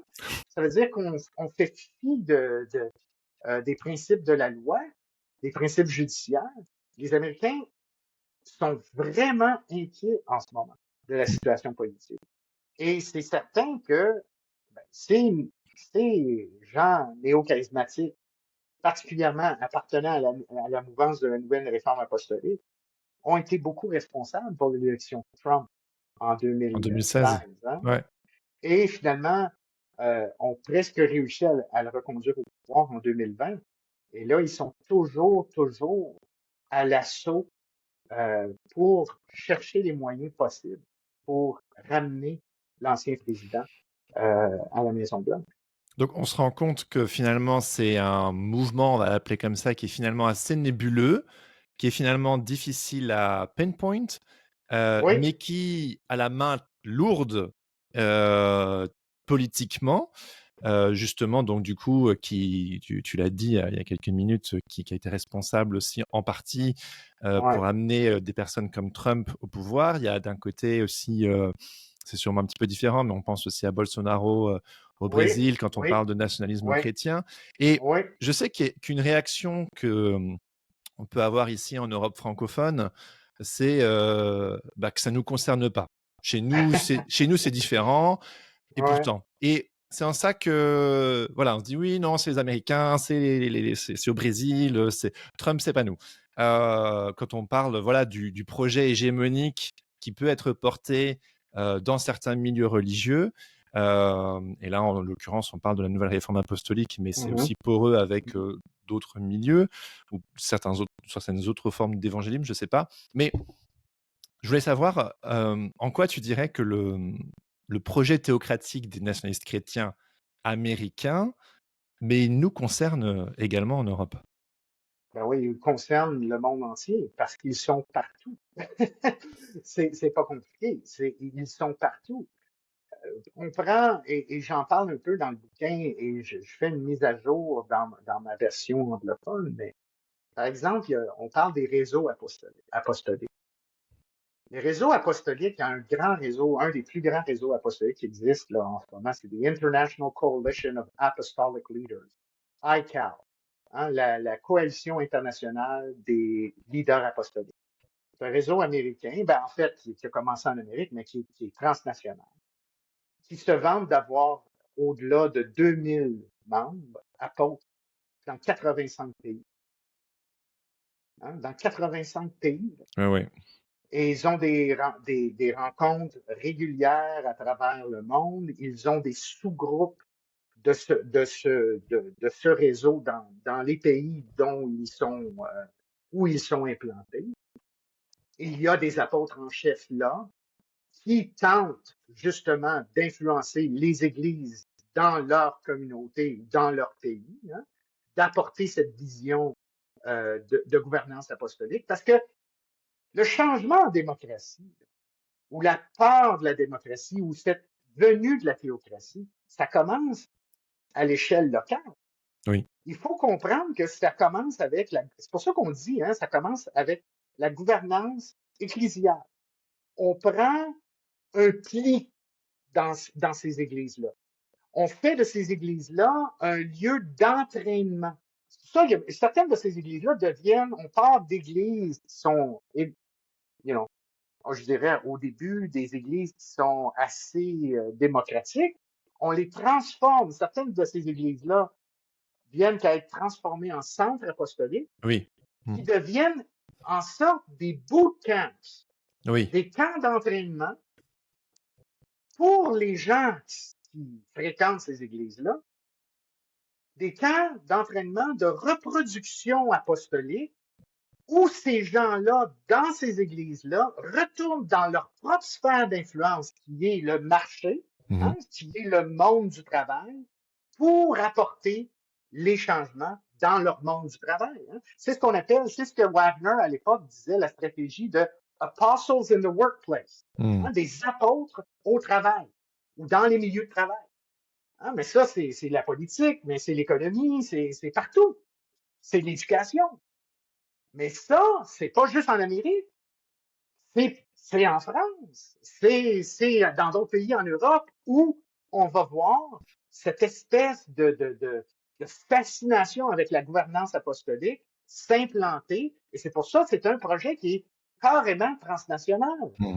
Et leur but à ces apôtres, lorsqu'on les voit, là, moi, c'est fascinant parce qu'on peut les suivre sur leur compte, soit leur compte X ou ils ont des plateformes YouTube, ils ont leur propre chaîne vidéo et ainsi de suite. Ils se targuent à droite et à gauche. Ah, nous sommes allés ce mois-ci au Guatemala et nous avons rencontré le président du Guatemala et nous avons discuté avec lui.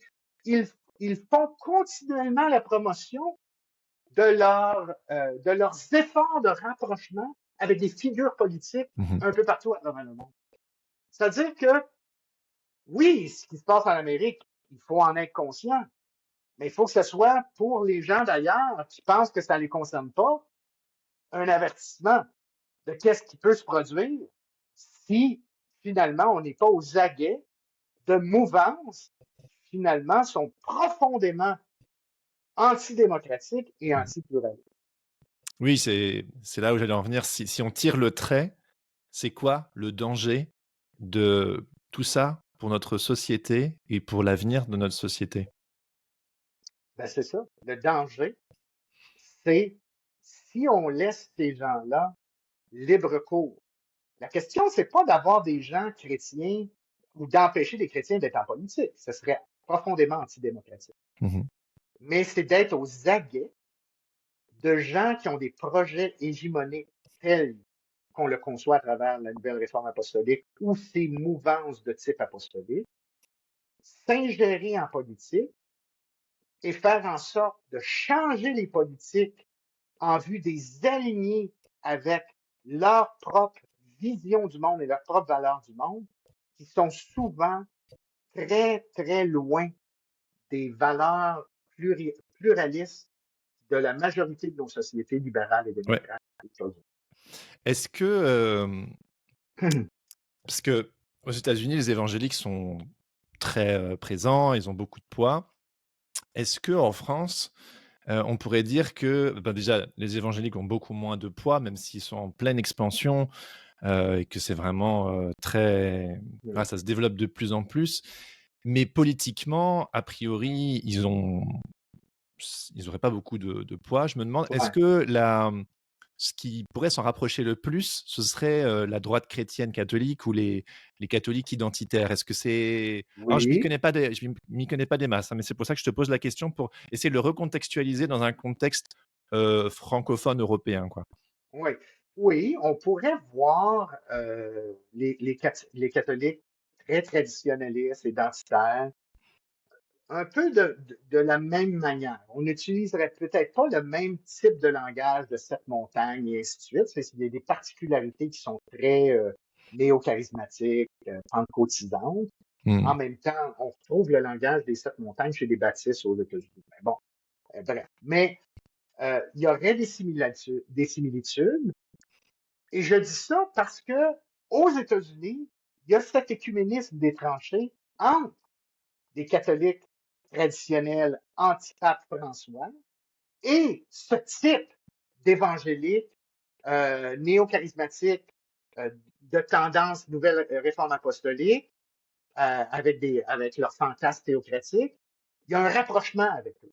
Mmh. On a vu dans certains ralliements, même avant le 6 janvier, des ralliements à Washington, où nous avions sur la même estrade le partage d'évangéliques de ce type, hein, néo-charismatique, nouvelle réforme, et ainsi de suite, et des catholiques traditionnalistes.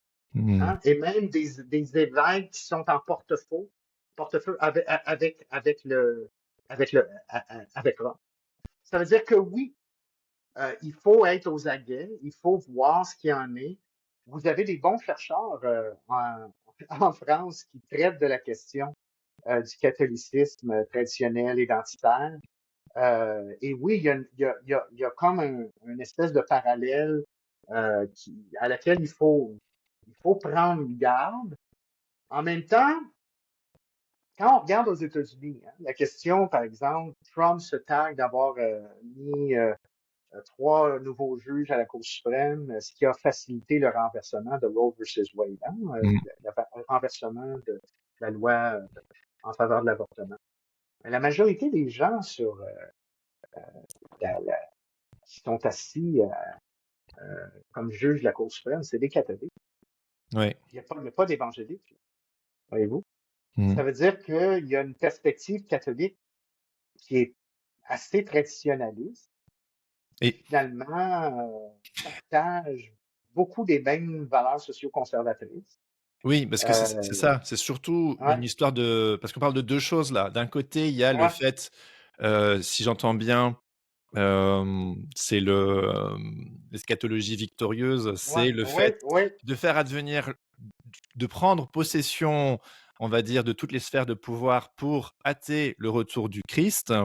oui, Et d'un autre côté, donc là, on est plutôt sur un enjeu, on va dire, spirituel ou on va dire ouais, quelque chose d'assez religieux.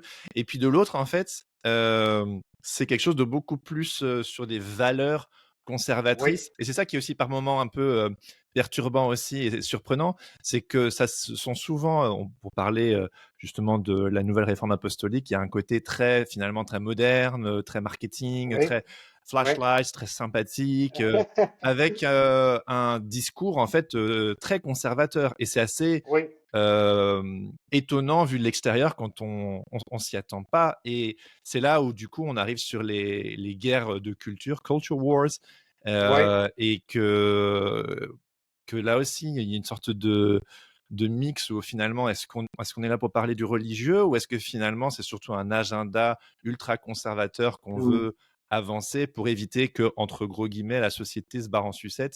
Il y a un peu cette idée, cette peur hein, que oui, tout va oui, foutre le tout à camp fait. et Oui, qu'il faut remettre l'église au milieu du village. Voilà. oui, oui, oui, oui, oui, oui, exactement. Et c'est vrai ce que tu dis. Il y a une surprise, hein, les gens s'attendent pas à ça parce que c'est, c'est, c'est très éblouissant, hein, les rencontres néo-charismatiques. On met on met l'accent sur la louange, plein de trucs. Mais lorsqu'on va plus profondément, on s'aperçoit que le discours est quand même très, très, très, très ultra-conservateur. Et ce qui est important de noter aussi, parce que souvent les gens pensent qu'on est un peu dans le même type de droite religieuse ou de droite chrétienne que les années 80 avec la moral majority ou la majorité morale avec Jerry Falwell Senior, hein, à Oui. l'époque de Reagan. Tout ça. On n'est pas dans le même monde. On est dans Hein, quel monde alors? on était vraiment dans la guerre culturelle, oui, à cette époque-là, mais là, avec les néo-charismatiques pentecôtistes de type nouvelle de réforme apostolique et ainsi de suite, toute l'idée de gouvernance apostolique et ainsi de suite, on est entré aussi dans la dimension de combat spirituel. Ah oui, oui, oui. Ah, ça, c'est très important, le combat spirituel de démonisation d'adversaires. Oh, punaise. Ah, on a un langage qui n'a jamais été utilisé comme ça, de façon aussi polarisant et marquant face aux adversaires politiques. Hein. Oui. Et ça, dans mon bouquin, j'en parle. Oui. Il y a une espèce de mainstreaming du langage de conflit ou de guerre spirituelle, hein, Oui. mainstreaming de ce qu'on appelle spiritual warfare language. Oui, oui. Et ça, la personne responsable de ce mainstreaming, c'est Paula White King. C'est elle qui était proche du Ah oui, président oui, bien Trump sûr. Ouais, ouais.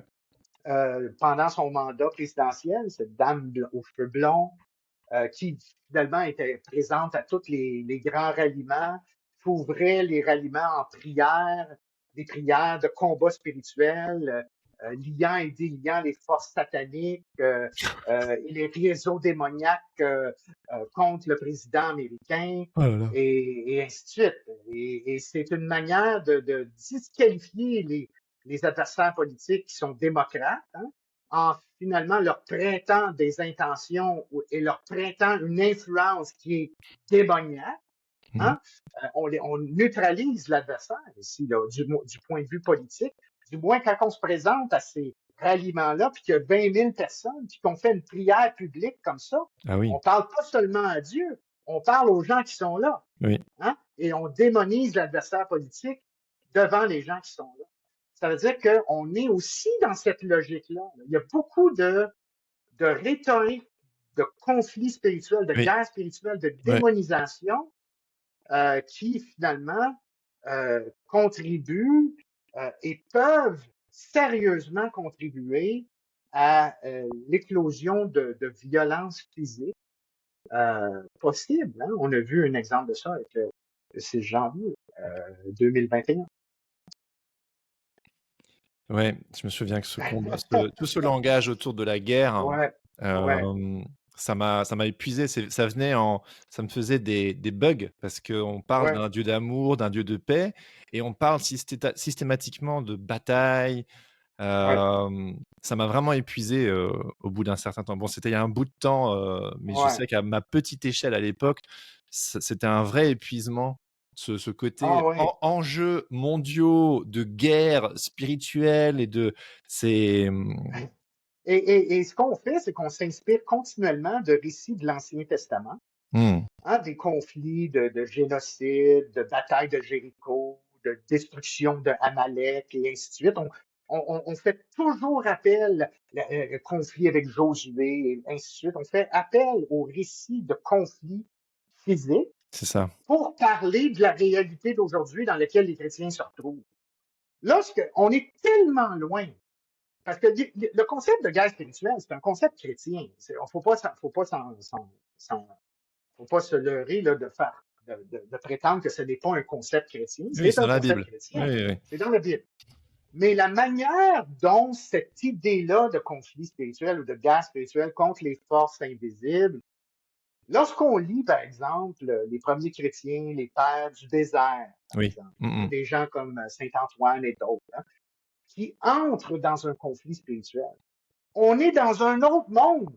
On n'est pas dans le monde des néo-charismatiques contemporains d'aujourd'hui qui voient des esprits territoriaux au-dessus des nations ou des villes ou des partis politiques. On n'est pas dans un espèce de conflit chez les anciens chrétiens. On n'est pas dans un conflit offensif continuellement à courir après les démons. Oui. On n'est pas dans ça.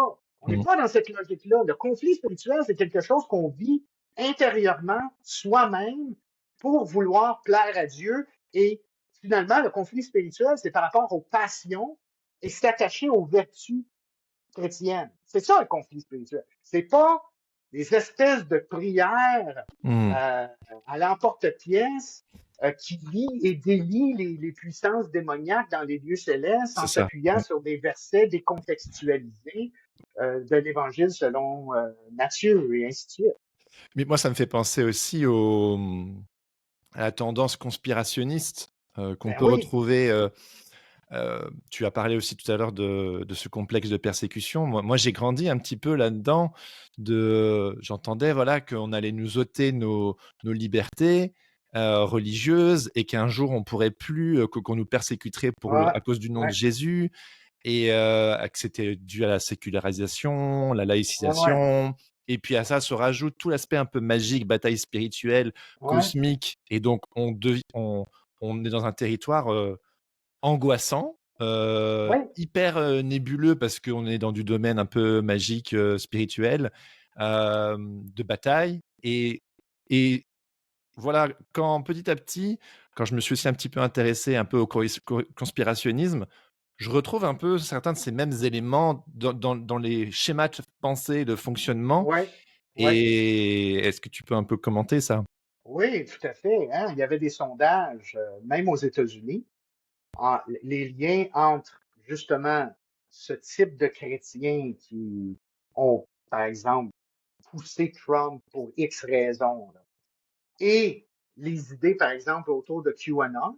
Ah oui, oui. Mais on disait, par exemple, que près de 25% des chrétiens croyaient ou adhéraient à des idées similaires à ce qu'on retrouve dans des mouvances comme QAnon. Ouais. Ça veut dire que oui, il y a des similitudes. Hein? Le genre, moi, j'appelle le genre de démonologie que ces gens-là à laquelle ils adhèrent, ils vivent dans une espèce de complotisme métaphysique. Ah, c'est ça. Ah, c'est bien dit ça. Ouais. C'est une espèce de complot métaphysique de forces démoniaques qui sont contre eux, là, continuellement, puis partout, les forces démoniaques influencent tout ce qui est autour d'eux. Et ça devient, comme tu disais, Jérémy, ça devient extrêmement épuisant, ce type de vie-là. Parce qu'à un moment donné, c'est que tu vis plus, là. T'es toujours aux aguets d'une attaque ou d'une autre, à droite et à gauche. Et pour le chrétien, qui finalement, s'il a compris le message chrétien, c'est que le Christ a été victorieux au-dessus de tout ça. Il a mis en spectacle les principautés et les dominations. Il les a défaits. Il n'y a plus besoin de s'en inquiéter. Complètement, c'est ça. On n'a pas pas tout le temps obsédé par les démons à droite à gauche qui ont l'emprise sur tel parti politique ou tel aspect de la société. C'est ça, il y a vraiment une obsession métaphysique de type complotiste qu'on peut retrouver dans ces mouvances-là. Souvent, il y a vraiment des parallèles fascinants, là. Il y a du travail à faire justement là-dessus. J'ai un de mes étudiants qui vient de terminer une thèse de doctorat sur justement QAnon et lui avait justement travaillé autour de même d'églises évangéliques qui finalement s'étaient complètement converties à la pensée de QAnon. Pour ceux qui ne connaissent pas QAnon, tu peux juste un chouille développer? C'est une mouvance qui a fait son apparition en 2017 suite à un complot qu'on appelait Pizzagate, qui était finalement cette idée que dans une pizzeria à telle place, il y avait une espèce de réseau de trafic d'enfants qui se faisait. Puis là, la personne s'était rendue là, puis il n'y avait rien. Il y avait rien. Mais QAnon, c'est une espèce de de complot qui a parti de l'Internet, en fait. Hein. C'est une figure qu'on appelle Q, hein, qui produisait des espèces de petites données qu'on appelait Q-drops et qui mettait ça à un moment donné sur Internet. Là, il y avait des forums qui reliaient tous les adhérents de QAnon et qui lisaient un peu l'actualité en faisant des rapprochements avec des articles de journaux, des dates. C'est très, très complexe. En fait, je vous invite, en fait, pour mieux en parler que moi, mon étudiant Marc-André Argentino, qui a fait sa thèse complète sur QAnon, sur des acteurs principaux là-dessus. C'est lui, et il va publier un bouquin bientôt En territoire autour de ça. évangélique, il fait ses comparaisons avec le Il en a fait aussi, parce qu'il y avait, il avait découvert, un de ses chapitres, c'était autour d'une église qui avait adopté la mouvance QAnon, la philosophie QAnon, qui finalement faisait son exégèse à partir des Q-drops. En tout cas, c'était vraiment, c'est fascinant son travail. Je vous encourage peut-être à rentrer en contact à un moment donné avec Marc-André pour qu'il vous déballe ça ouais, mieux que moi. carrément. Alors, on va bientôt terminer. Hein. André, j'ai deux minuscules petites questions pour terminer. Comment tu expliques le fait que peut-être certains croyants, certains évangéliques, parce que c'est de ce mouvement dont on parle ici, peut-être en t'écoutant, en nous écoutant, seraient peut-être surpris, ou se diraient qu'on exagère, ou que de se rendre, on a parlé de complotisme, on parle de danger antidémocratique, on n'a pas forcément mentionné le risque d'extrême droite, et on va peut-être pas aller à fond là-dedans, mais que quelque part, il y a des risques. Et comment ça se fait? Tu parlais tout à l'heure on est dans un poisson dans l'eau et on se rend pas compte. Qu'est-ce que tu dirais éventuellement à ces personnes qui nous écouteraient et qui... Je pense que je voudrais adresser le blind spot, quoi. Comment ça se fait qu'on se rend pas compte de ces dangers quand en réalité, on est bien intentionné et que on prend pas cette mesure-là? Ben, parce qu'on est souvent dans une culture insulaire. C'est C'est quoi ça ça? le problème. C'est dans le sens qu'on est, je sais pas si c'est un terme, en anglais on dit insular, dans le sens d'une culture qui est renfermée sur soi, au sens qu'on vit dans notre monde avec nos amis évangéliques. On se pose pas trop de questions. On accepte tout ce qui se passe et on n'a pas la perspective de celui ou de celle qui est à l'extérieur. En plus, pendant des années, là, je vais parler de la situation en Amérique. Pendant des années, les médias ne traitaient pas de la question de la droite religieuse. Ils apprenaient pas au sérieux la question de la droite religieuse. Même pendant les années, on parlait de la moral majority un peu, mais on n'a vraiment jamais traité de ce qu'on parle depuis l'avènement de Trump. Avec Trump, les gens se sont comme ouverts à ça. Probablement plus parce que là, on a des réseaux sociaux, on a accès à plus d'informations à travers Internet et tout ça. Et les journalistes ont commencé à plus en parler. Le fait, des fois, les journalistes, c'est comment ils vont en parler, ça c'est une autre question. Des fois, les journalistes n'ont pas toujours le langage pour être capable de comprendre ce phénomène-là. C'est pour ça que je parlais tantôt, un peu plus tôt, de Frederick Clarkson. Lui et moi, on a en fait écrit je crois que c'est 3 textes. Ça s'appelle Reporter's Guide to the New Apostolic Reformation. Je les mettrai en lien. Ouais, on a des guides pour les reporters, pour comment parler de ça. C'est quoi ça? D'où ça vient? C'est quoi l'histoire de tout ça?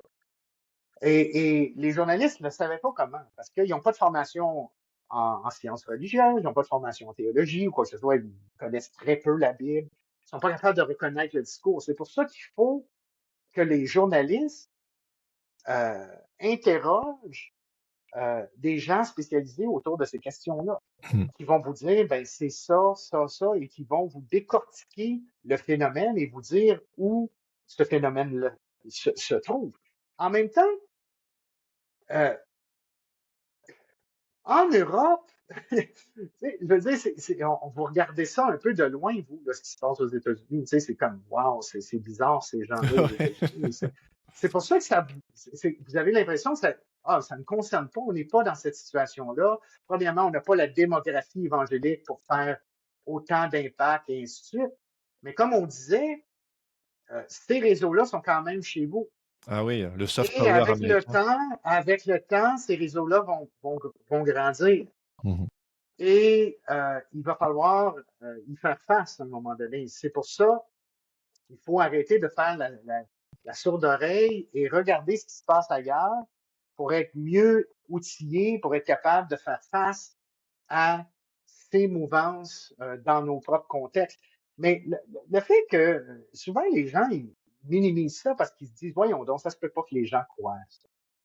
C'est pas possible, les gens. C'est débile. Voyons donc. C'est une petite minorité berlu-berlu.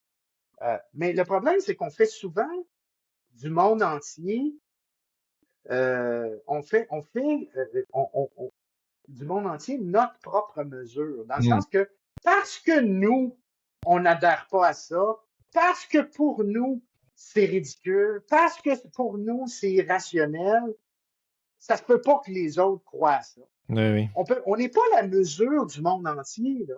Je veux dire, il faut arrêter de penser que parce que nous, on pense pas comme ça veut dire que tout le monde pense pas comme ça. C'est pas Oui, oui. vrai. Tu le sais, Rémi, tu as fait partie de ça, tu as déjà pensé comme ça. Il y a des gens tu sais, les gens pensent de cette manière-là et ils croient vraiment. Oui. Et il faut pas minimiser ça. Mhm.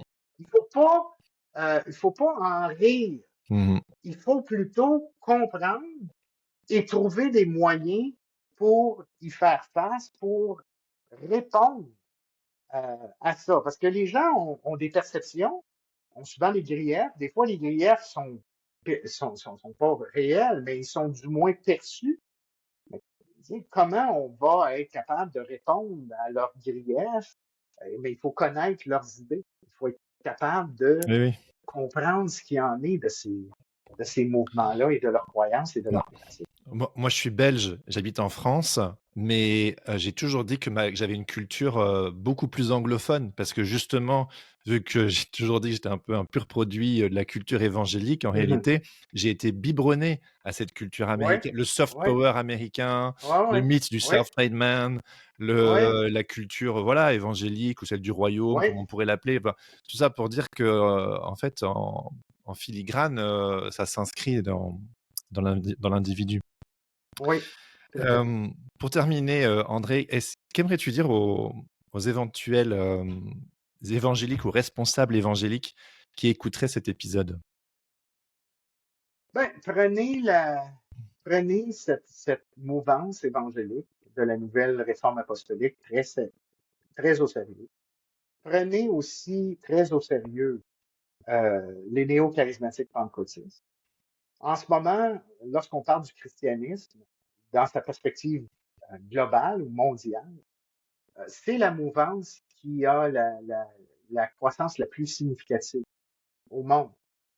Quand on parle des néo-charismatiques pentecôtistes, là, ça transcende, premièrement, le monde évangélique. Ça touche aussi les dénominations mainline parce qu'on parle d'expérience spirituelle. On parle d'expérience avec l'esprit, les dons de l'esprit et ainsi de suite. Ils sont carrément, aujourd'hui, dans le monde, 650 millions dans le monde, les néo-charismatiques pentecôtistes. Et en 2050, la prévision est qu'ils vont être 1 milliard.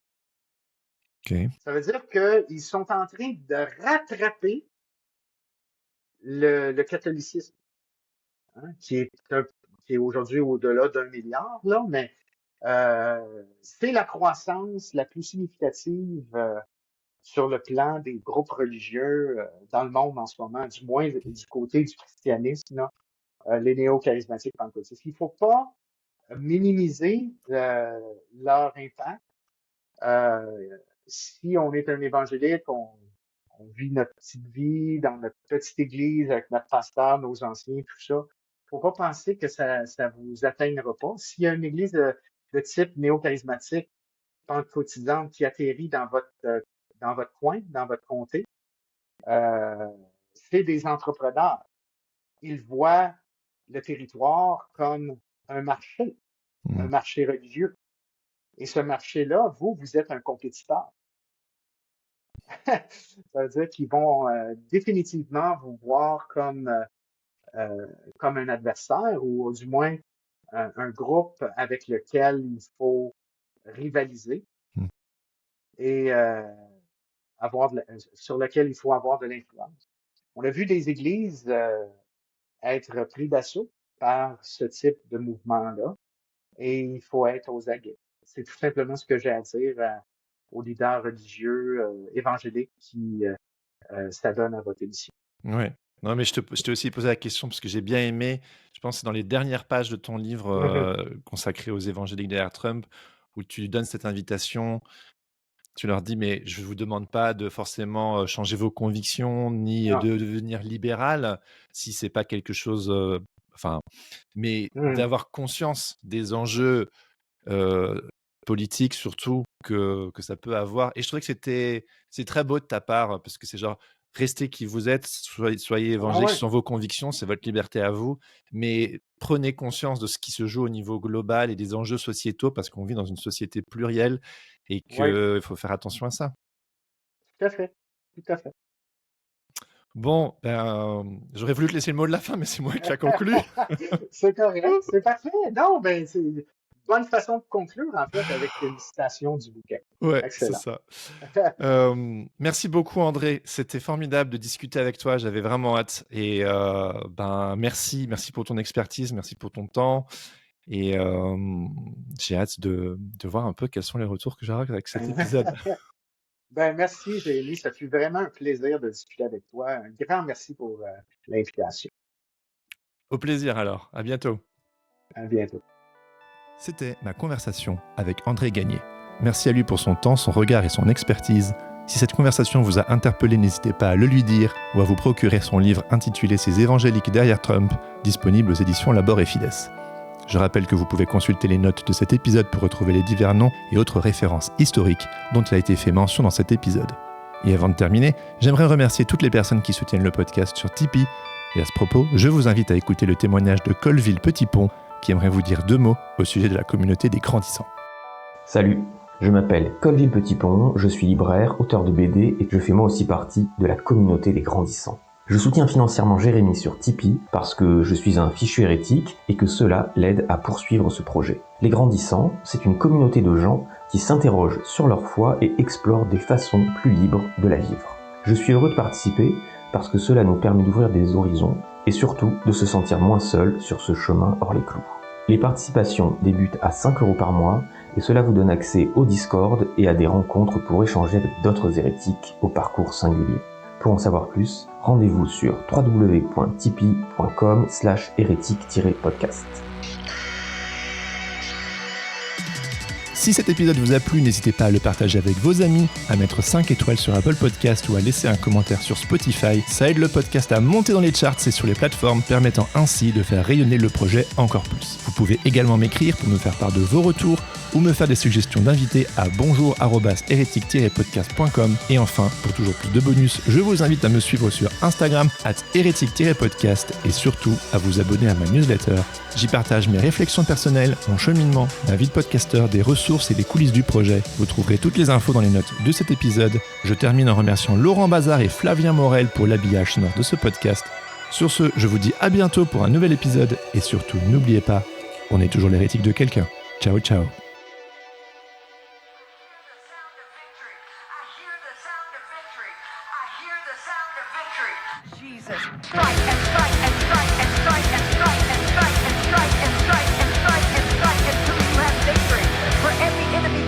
Against you. Let there be that we would strike the ground, for you will give us victory, God. I hear a sound of abundance of rain. I hear a sound of victory. I hear a sound of shouting and singing.